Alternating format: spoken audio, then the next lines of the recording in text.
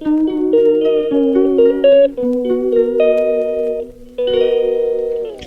guys, gawa nga pala ako ng pesto na walang mushroom.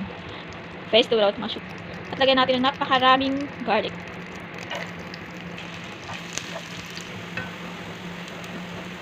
Pag medyo brown, ilagay na natin yung chicken.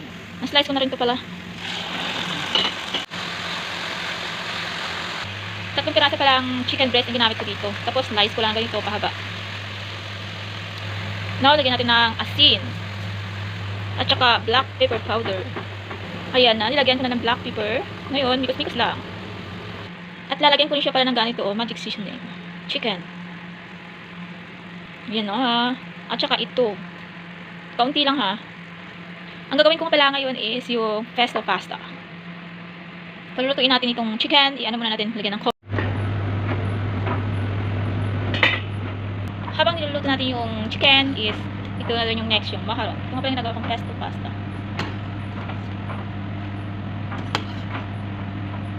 At lagyan din pala natin ng jalapeno. It's up sa inyo guys kung gusto niyo ng marami.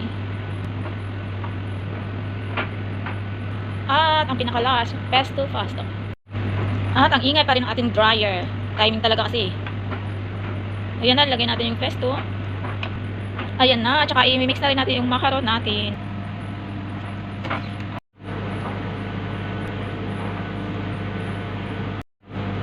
Ayan na, i-mix na natin. Ayan na, tapos na, ready to eat na.